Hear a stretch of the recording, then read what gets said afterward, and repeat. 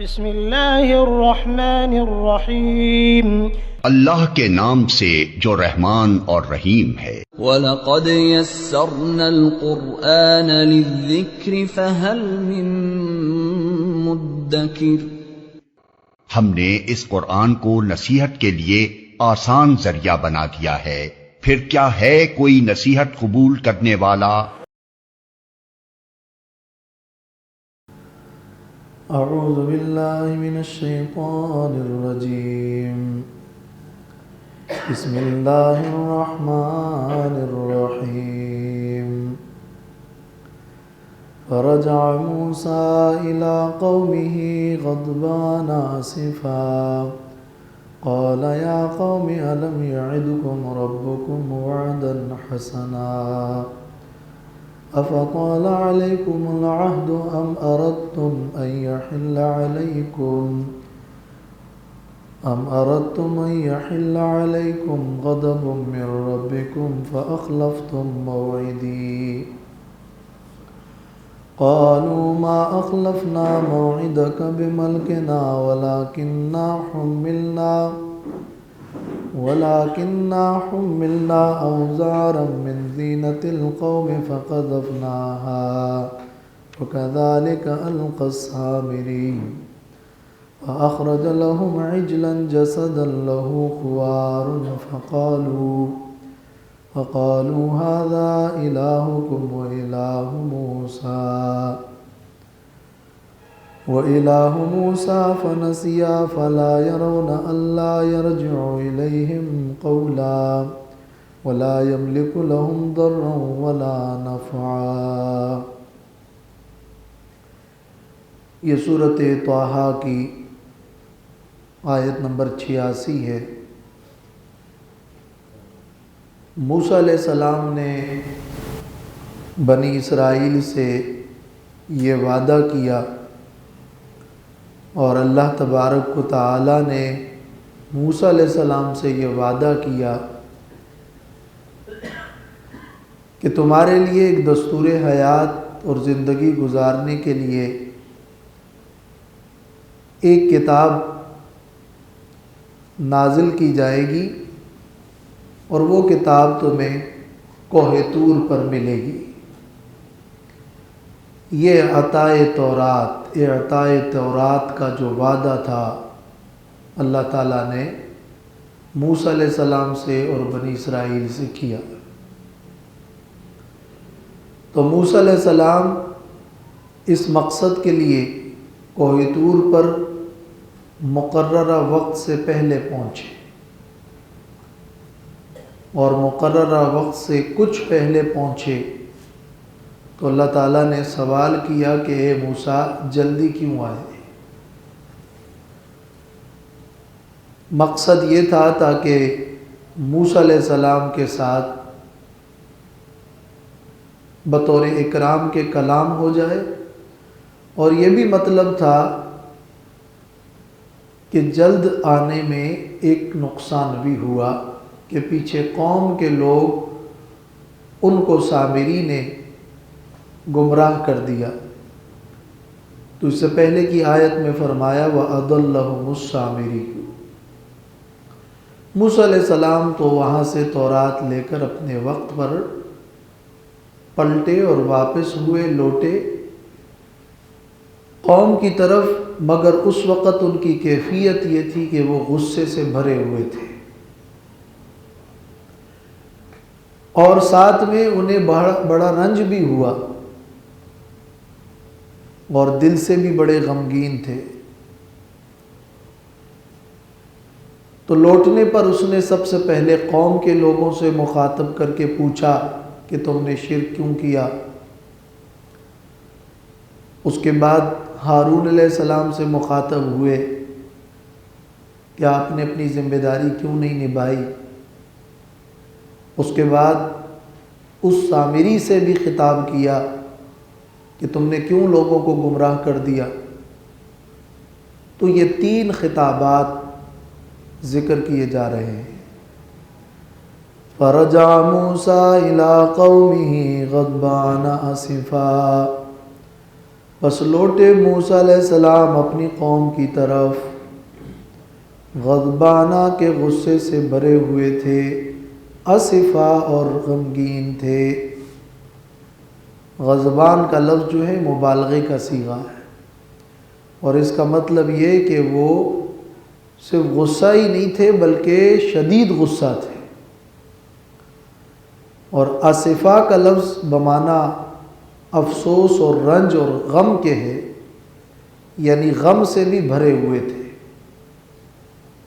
ظاہر میں بھی بڑے غصہ تھے غضبان، اور دل میں بھی غمگین تھے۔ یہ ان دونوں لفظوں میں فرق ہے۔ اس کا مطلب یہ ہے کہ غضب اور غصہ یہ اگر بر وقت ہو اور برمحل ہو تو یہ کوئی بری چیز نہیں ہے، کوئی بری صفت نہیں ہے۔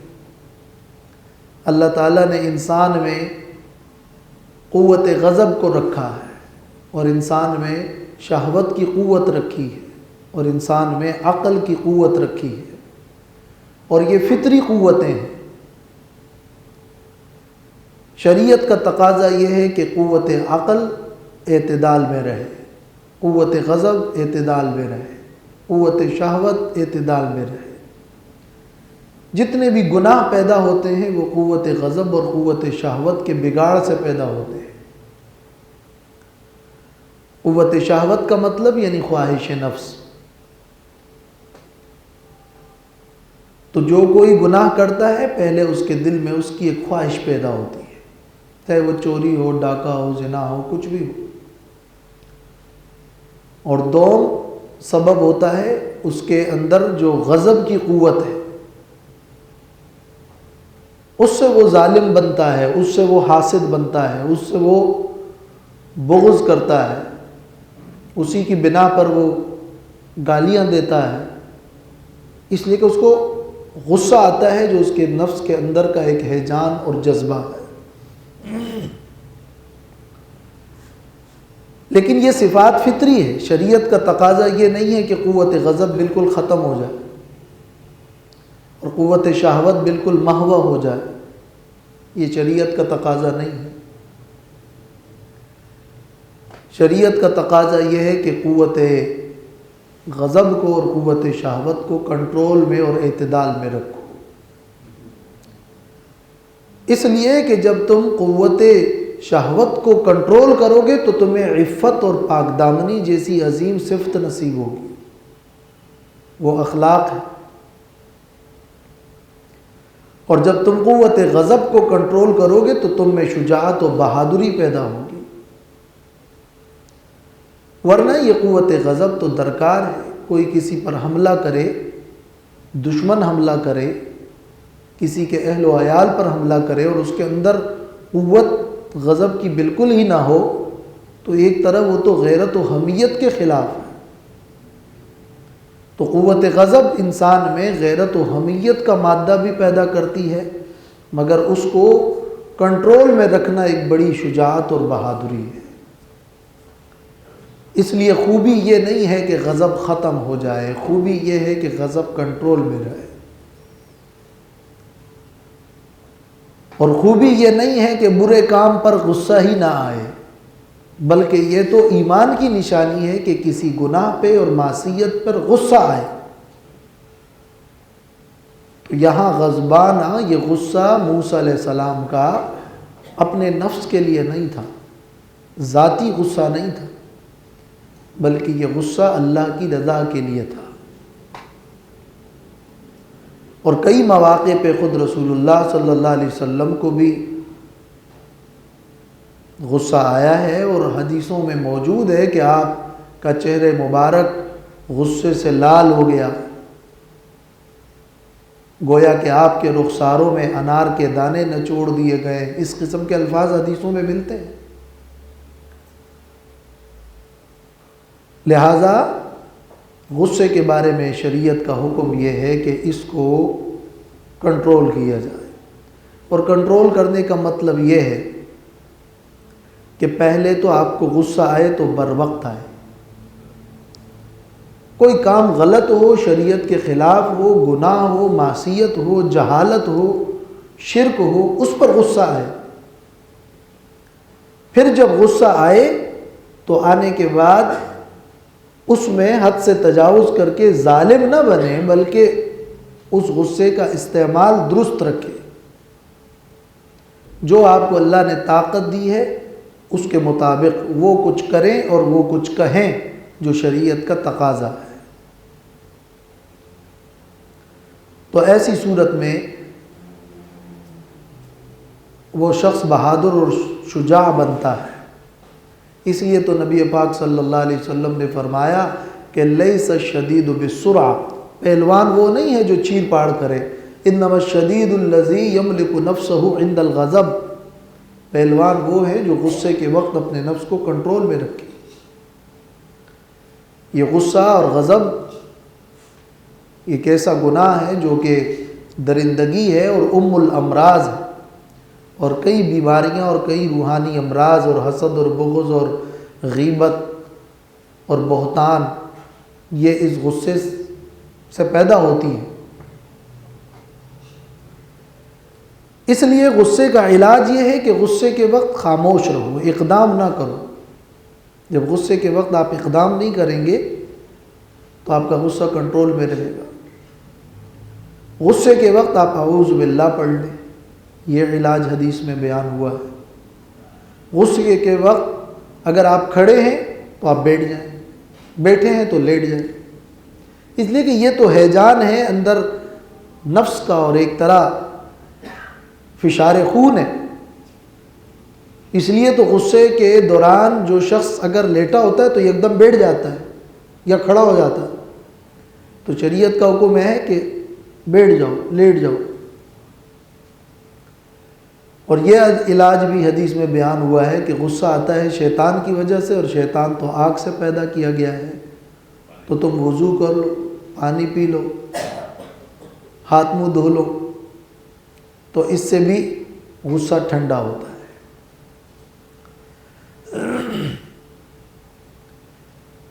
تو موسیٰ علیہ السلام کے لیے یہ جو صفت ذکر ہوئی ہے غضبان اسفا، تو یہ ان کا غصہ اللہ کی رضا کے لیے تھا، اور یہ کمال کی بات ہوتی ہے کہ اللہ کے لیے غصہ ہے۔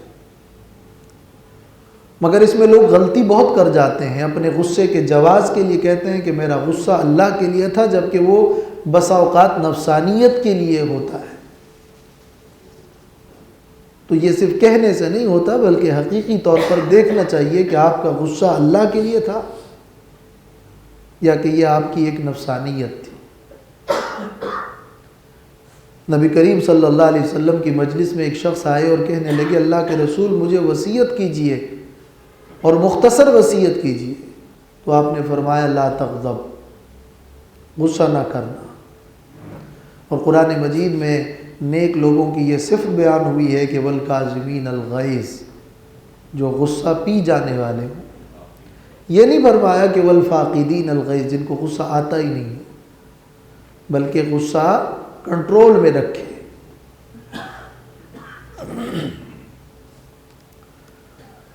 قال یا قوم الم یعدکم ربکم وعدا حسنا، فرمایا موسیٰ علیہ السلام نے میری قوم کیا وعدہ نہیں کیا تھا تم سے تمہارے رب نے وعدا حسنا، اچھا وعدہ؟ کیا تمہارے رب نے تم سے وعدہ نہیں کیا تھا کہ تمہیں تورات جیسی کتاب عطا کرے گا؟ یہ وعدہ تورات مراد ہے۔ یا کہ اللہ نے تم سے یہ وعدہ نہیں کیا تھا جو پچھلی آیات میں گزرا ہے کہ وَإِنِّي لَغَفَّارٌ لِمَن تَابَ وَآمَنَ وَعَمِلَ صَالِحًا ثُمَّ اهْتَدَىٰ، کہ اللہ نے تم سے توحید کا اور اس پر جزا کا وعدہ نہیں لیا تھا؟ اور کیا اللہ نے تم پر طرح طرح کے احسانات نہیں کیے کہ تمہیں فرعون سے بچایا؟ یہ سب وعدن حسنا کی تعبیر مختلف مفسرین نے ذکر کی، مگر عام طور پر تو مفسرین اس سے مراد لیتے ہیں تورات دینے کا وعدہ۔ افطال علیکم العہد ام اردتم ان یحل علیکم غضب من ربکم، آیا کیا طویل ہو گیا تم پر عہد، کیا مدت طویل ہو گئی، کیا زیادہ دیر گزر گئی؟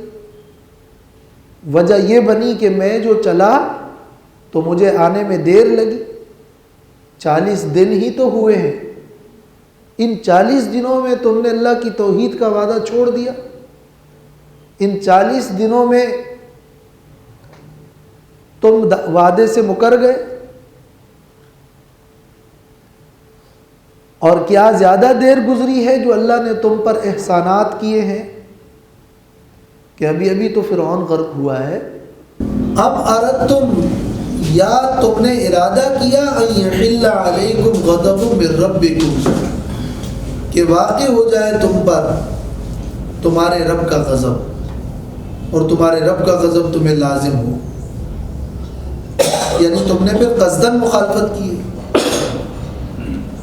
یہ 2 وجوہات ہو سکتی ہیں، فَأَخْلَفْتُمْ مَوْعِدِي، تو تم نے خلاف کیا، خلاف ورزی کی میرے وعدے کی، میرے وعدے کی، اس کا یہ معنی بھی ہے یعنی وہ وعدہ جو میں نے تم سے کیا، اور میرے وعدے کی یعنی وہ وعدہ جو تم نے مجھ سے کیا، یہ دونوں معنی ہو سکتے ہیں موعدی کے۔ اور وہ وعدہ یہ کہ میں نے تم سے یہ وعدہ لیا تھا کہ میری واپسی تک تم دین پر عمل کرو، اور میں نے یہ وعدہ کیا تھا کہ تم پھر میرے بعد ایک قول کے مطابق میرے بعد تم میرے پیچھے آنا، تو تم نے میرے وعدے کی خلاف ورزی کی۔ قالوا ما اخلفنا موعدك بملكنا، اب یہ قوم کا جواب ہے، قوم کے لوگوں نے کیا جواب دیا؟ کہنے لگے ما اخلفنا، ہم نے نہیں خلاف ورزی کی، موعدک، تیرے وعدے کی، بملکنا، اپنے اختیار و پسند سے، لیکن یہ خلاف ورزی ہم نے اپنی طاقت اور اپنے اختیار سے نہیں کی ہے۔ یہ معنی نہیں ہے کہ ہم نے یہ غلطی غیر ارادی طور پر کی ہے، اور یہ معنی بھی نہیں ہے کہ ہم اضطراری طور پر مجبور ہو گئے تو ہم نے یہ غلطی حالت اضطرار میں کی ہے، بلکہ یہ معنی ہے کہ ہم نے اپنی پسند کی بنا پر، محض اپنی پسند کی بنا پر یہ غلطی نہیں کی ہے، بلکہ ہمارے لیے اس غلطی کرنے کی ایک وجہ بنی، اور وہ وجہ یہ بنی وَلَكِنَّا حُمِّلْنَا أَوْزَارًا مِّن زِینَةِ الْقَوْمِ، اور لیکن لاد دیا گیا ہم پر اوزارن بوجھ، من زینت القوم، قوم کے زیورات میں سے، فقذفناها، تو ہم نے ان زیورات کو ڈال دیا، پھینک دیا، ڈال دیا۔ فَكَذَلِكَ أَلْقَى السَّامِرِيُّ، تو اسی طرح پھینک دیا سامری نے بھی۔ ہم پر ایک قوم کے زیورات کا بوجھ ڈالا گیا، تو ہم نے ان زیورات کو پھینک دیا، اور سامری نے بھی پھینکا۔ اس آیت میں جو وجہ بیان کی ہے قوم نے وہ یہ کہ سامری نے ان کے لیے زیورات سے ایک بچڑا بنایا اور ایک بچڑے کا مجسمہ بنایا۔ یہ مجسمہ کس چیز سے بنایا؟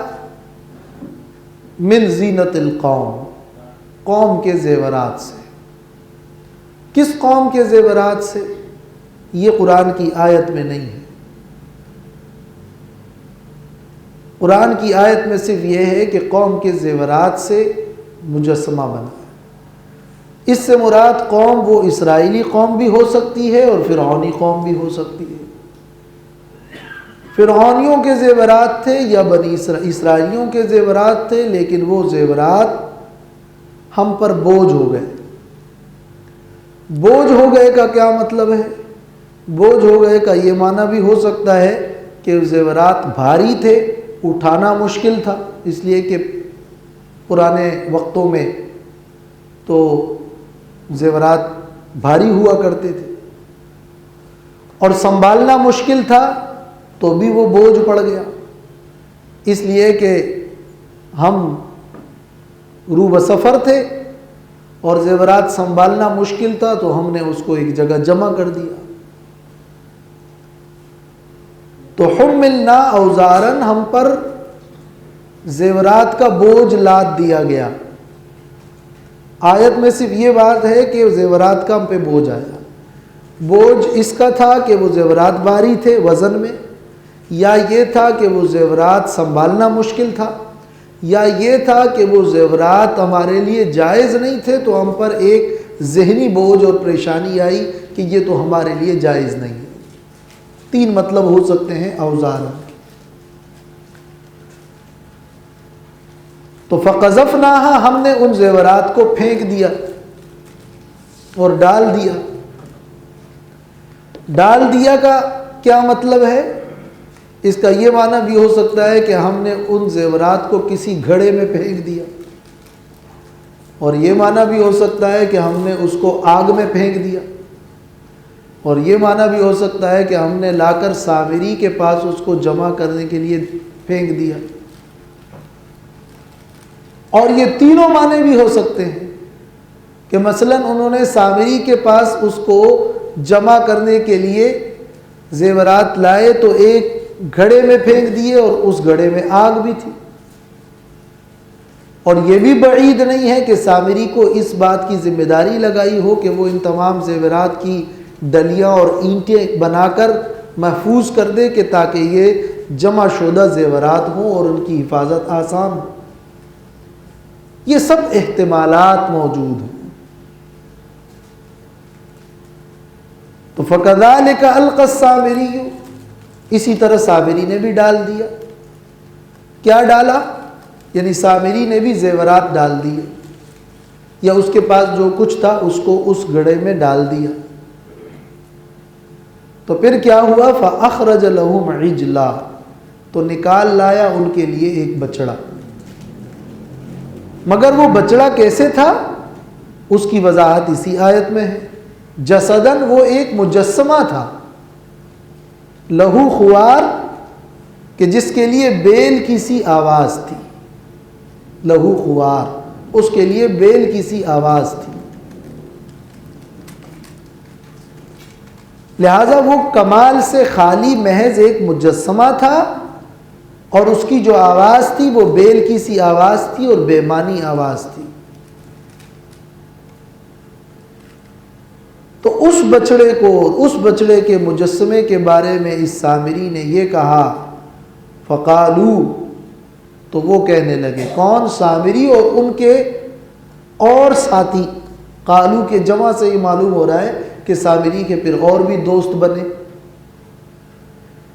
تو وہ کہنے لگے، ھذا الہکم، کہ یہ بچڑا جو میں نے تمہارے لیے بنایا ہے تمہارا معبود ہے، وَإِلَٰهُ موسیٰ، اور یہ موسیٰ کا معبود بھی یہ ہے۔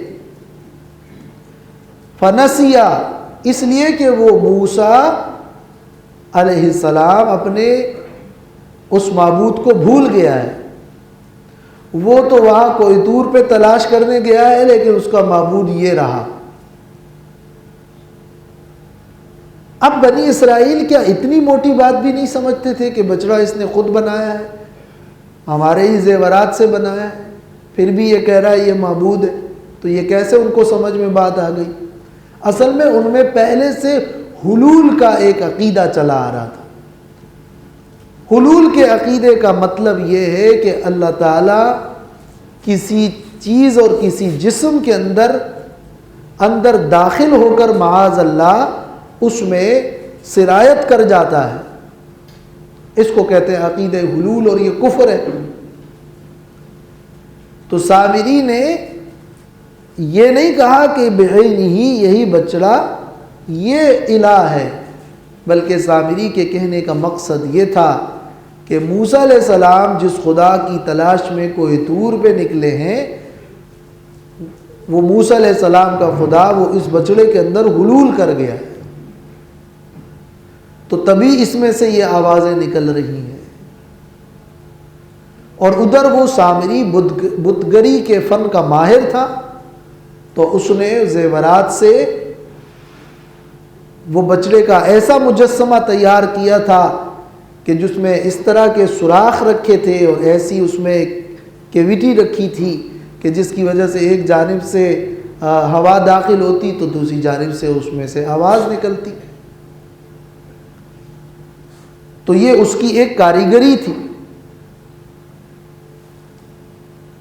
تو سامری کے اس کرتب نے ہمیں دھوکے میں ڈال دیا اور ہم نے یہ غلطی کی، تو اس غلطی کرنے میں ہمارے لیے جو باعث بنا وہ سامری کا یہ کرتب اور سامری کی یہ کاریگری ہماری غلطی کا سبب اور باعث بنی۔ یہ جواب تھا قوم کا۔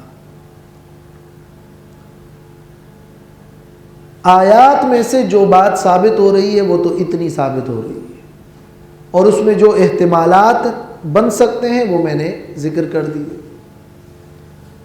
قوم کے زیورات تھے، اسرائیلیوں کے تھے یا قبطیوں کے تھے، ان زیورات سے سامری نے ایک مجسمہ بچڑے کی شکل کا بنایا۔ زیورات کہاں سے لائے تھے یہ ذکر آیت میں نہیں ہے، اور یہ ذکر کسی حدیث میں بھی نہیں ہے، اور حدیث الفتون میں اور اسرائیلی روایات میں یہ ذکر موجود ہے، اور بعض مفسرین اس کی تشریح بھی اس انداز میں کرتے ہیں کہ فرعونیوں سے مستعار کچھ زیورات ان بنی اسرائیل نے لے لیے تھے اور وہ اپنے ساتھ لے کر آئے تھے، تو پھر سامری نے انہیں بتایا یا ہارون علیہ السلام نے انہیں بتایا کہ یہ تو تمہارے لیے جائز نہیں ہے، حالانکہ وہ تو مال غنیمت تھا، لیکن مال غنیمت اس شریعت میں تو جائز ہے مگر اس شریعت میں جائز نہیں ہے۔ تو ہارون علیہ السلام نے اس لیے ان سے کہا کہ یہ تو مال غنیمت ہے، اس کو پھینک دو، یہ تمہارے لیے حلال نہیں ہے۔ تو انہوں نے ان زیورات کو پھینک دیا، اور یہ بات ان کو سامری نے بھی سمجھائی ہوگی، تو سامری نے ان زیورات کو اٹھا کر اس میں سے ایک بچڑے کا مجسمہ بنا دیا۔ اور جب یہ سوال ہوتا ہے کہ یہ مال تو مال غنیمت تھا، تو اس کے جواب میں ایک جواب یہ دیا جاتا ہے کہ مال غنیمت ان کے لیے جائز نہیں تھا، اور دوسرا جواب یہ دیا جاتا ہے کہ نہیں، یہ مال غنیمت تھا ہی نہیں بلکہ یہ مال فے تھا۔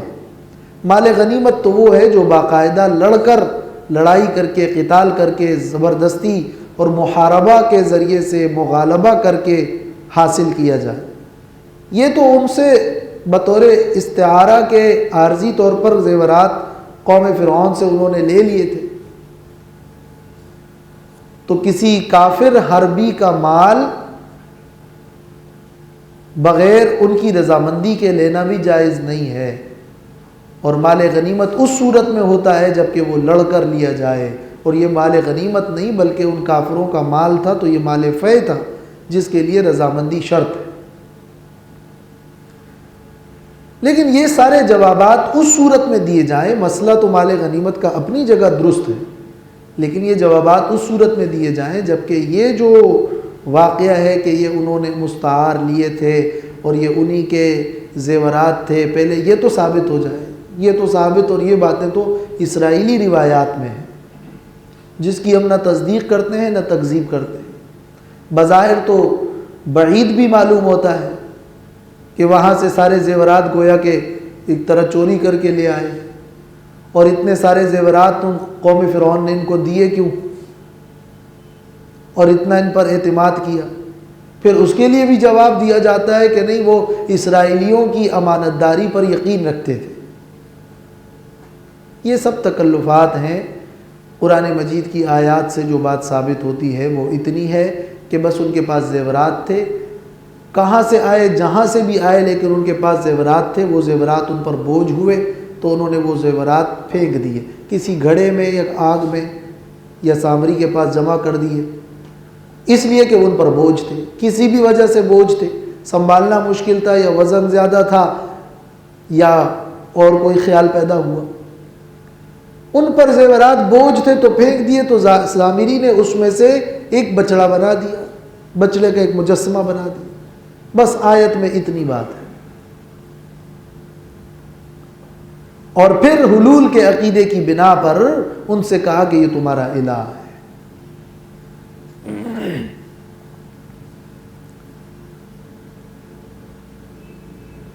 قالوا ما اخلفنا موعدک بملکنا، کہنے لگے وہ ہم نے خلاف ورزی نہیں کی تیرے وعدے کی اپنے اختیار و پسند سے، ولکننا حملنا، اور لیکن ہم پر لاد دیا گیا تھا، اوزارا من زینت القوم، بوجھ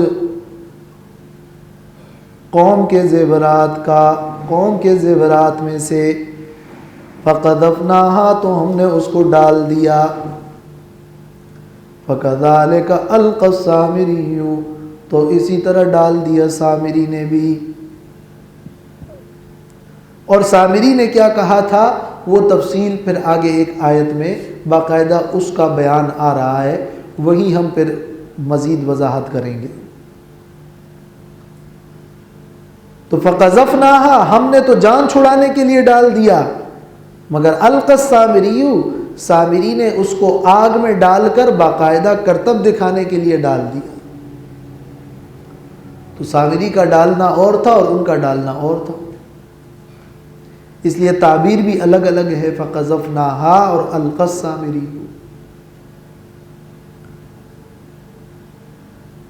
اور تفسیر تدبر قرآن میں مولانا امین حسن اصلاحی نے تو یہ بھی معنی کیا ہے کہ القى السامری، یعنی سامری نے کرتب پیش کیا، اور کہا کہ القا کا معنی کرتب دکھانا بھی ہوتا ہے،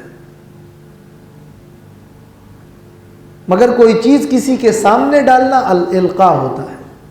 قذفناها، ہم نے اپنے زیورات پھینک دیے اور سامری نے بھی ہمارے سامنے پھینکا، تو القى السامری۔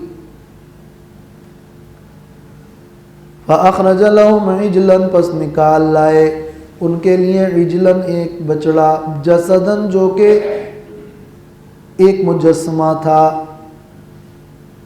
اس سے معلوم ہوا کہ کوئی گوشت پوست کا بنا ہوا نہیں تھا، بلکہ ایک مجسمہ تھا، جسدن، لہو خوار، اس کے لیے ایک بیل کی سی آواز تھی۔ فقالوا، تو کہنے لگے وہ، ھذا الہکم، یہ تمہارا الہ ہے، وَإِلَٰهُ مُوسیٰ، اور موسیٰ کا الہ ہے۔ فنسیا، تو بھول گئے موسیٰ علیہ السلام اپنے الہ کو۔ فنسیا یعنی اس لیے کہ موسیٰ علیہ السلام اپنا الہ بھول چکے ہیں، وہ الہ تو اس بچڑے میں حلول کر گیا ہے۔ بعض نے فنسیہ کا یہ معنی بھی کیا ہے کہ سامری اپنے اللہ کو بھول گیا تھا، تو نسبت سامری کی طرف ہے، یہ بھی ہو سکتا ہے۔ تو اللہ تعالیٰ نے ان کے اس شرکیہ فعل کی تردید اس آیت میں کی۔ افلا یرون، کیا یہ لوگ نہیں دیکھتے، اللہ یرجع الیہم قولا، کہ نہیں لوٹا سکتا یہ بچڑا ان کی طرف کوئی جواب، ولا یملک لہم ضرا ولا نفعا، اور اختیار نہیں رکھتا یہ بچڑا ان کے لیے کوئی کسی ضرر کا اور نہ کسی نفع کا۔ کیا انہوں نے اتنا غور بھی نہیں کیا کہ بچڑا ہے تو یہ ہمیں کوئی ضرر دے سکتا ہے، یہ کوئی فائدہ دے سکتا ہے، یہ بچڑا ہے تو ہمیں کوئی جواب دے سکتا ہے؟ صرف ایک بےمانی سی آواز ہے۔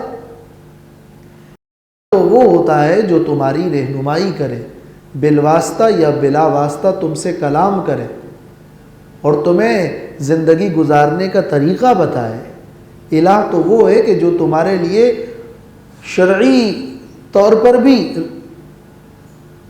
ہادی اور ہدایت کا باعث ہو، اور جو تمہارے لیے تکوینی طور پر بھی تمہارے کاموں میں نفع اور ضرر کا مالک ہو۔ الہ کوئی کھلونا تو نہیں ہوتا، مگر تم نے تو ایک کھلونے کو الہ سمجھ لیا۔ وَلَقَدْ قَالَ لَهُمْ هَارُونُ مِنْ قَبْلُ يَا قَوْمِ إِنَّمَا فُتِنْتُمْ بِهِ۔ ہارون علیہ السلام سے بھی موسیٰ علیہ السلام نے خطاب کیا تھا، لیکن ان سے خطاب کے ذکر سے پہلے اللہ تعالیٰ از خود ہارون علیہ السلام کی پہلے صفائی کرتے ہیں کہ ہارون علیہ السلام نے ان کی اس شرک پر کوئی خاموشی اختیار نہیں کی تھی، بلکہ ہارون علیہ السلام نے دعوت پیش کی تھی۔ تو فرمایا اور البتہ کہا تھا ان سے ہارون علیہ السلام نے من قبل، اس سے پہلے، یا قوم، اے میری قوم، انما فتنتم بہ، بے شک تم آزمائے گئے ہو اس کے ذریعے سے۔ ہارون علیہ السلام کی دعوت کا پہلا نقطہ یہ تھا کہ یہ اللہ کی آزمائش ہے۔ تم ان ظاہری کرتبوں میں اور ان ہیلوں میں مت پڑو، یہ جو کچھ ہے یہ سب ایک فتنہ ہے، ایک آزمائش ہے۔ بہت سے لوگ ہیں جو شرکی مزاج لوگوں سے ان کے کچھ کرتب سن کر، ان کے کچھ احوال سن کر ایسے عقیدت مند ہو جاتے ہیں کہ ان کو خدائی صفات دے بیٹھتے ہیں۔ یہ ان کی تردید ہو رہی ہے کہ یہ جو کچھ ہے یہ سب آزمائش ہے، یعنی تمہاری یہ حرکت یقیناً غلط ہے، فتنہ ہے۔ تو ہارون علیہ السلام نے رد کر دیا کہ یہ فتنہ ہے، انما فتنتم بھی، اور پھر توحید کی دعوت پیش کی۔ وَإِنَّ رَبَّكُمُ الرَّحْمَنُ، اور بے شک تمہارا رب تو رحمان ہے، یہ بچڑا تمہارا رب نہیں ہے، تمہارا رب تو رحمان ہے۔ تو یہ دوسرا نقطہ ہے دعوت کا۔ تیسرا نقطہ یہ ہے کہ فَاتَّبِعُونِی، پس میری اتباع کرو، میری تابعداری کرو، وَأَطِیعُوا أَمْرِی، اور اطاعت کرو میرے حکم کی۔ ایک اتباع ہے اور دوم اطاعت ہے۔ اتباع کا معنی کسی کے فعل کے مطابق فعل کرنا، اور اطاعت کا مطلب کسی کے قول کو ماننا۔ نبی کی اتباع بھی کرنی ہے اور نبی کی اطاعت بھی کرنی ہے۔ اطاعت یہ ہے کہ انبیاء علیہ السلام اور نبی صلی اللہ علیہ وسلم کے قول کو مانا جائے، اور اتباع یہ کہ آپ نے جو کچھ کیا اور جیسے کیا اور جو کر کے دکھایا، آپ کے اس عمل کی طرح عمل کیا جائے، یہ اتباع ہے۔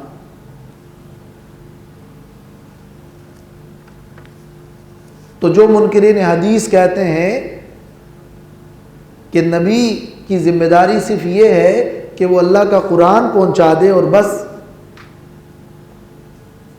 تو ان کا یہ قول ہوا کہ یہ اللہ کا کلام ہے، مگر نبی کی اتباع کیسے کریں گے؟ حکم تو اتباع کا ہے، فَاتَّبِعُونِی یُحْبِبْکُمُ اللَّہ۔ اتباع کا مطلب تو نبی کے عمل کے مطابق عمل کرنا ہے۔ اس کو تو قرآن میں اسوہ حسنہ کہا گیا ہے۔ اسوہ حسنہ تو ایک نمونہ عمل ہوتا ہے۔ تو پھر ان آیات کا مطلب کیا ہوا اگر حدیثیں حجت نہ ہو تو؟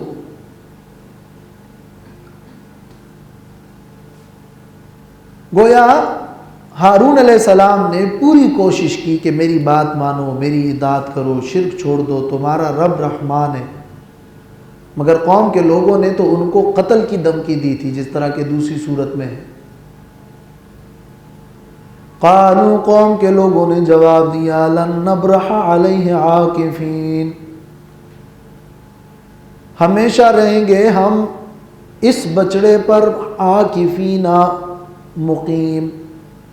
عکوف کہتے ہیں اقامت کو، یعنی ہم اس کی عبادت کے لیے بیٹھے رہیں گے، ہم اس کی عبادت کرنے والے ہوں گے، تمہاری بات نہیں مانتے۔ کسی شے کو لازم پکڑنا، گویا یہ اس بچڑے کے مجاور بن گئے۔ اور انہوں نے جو حرکتیں شروع کی وہ حرکتیں کیا تھیں؟ وہ حرکتیں یہ تھی کہ اس بچڑے کا طواف کرتے تھے اور اچھلتے کودتے تھے اور ناچتے تھے، یہ ان کی عبادت تھی۔ تو ہم تیری بات نہیں مانتے حتیٰ یرجع الینا موسیٰ، یہاں تک کہ لوٹ کر آئے ہماری طرف موسیٰ علیہ السلام۔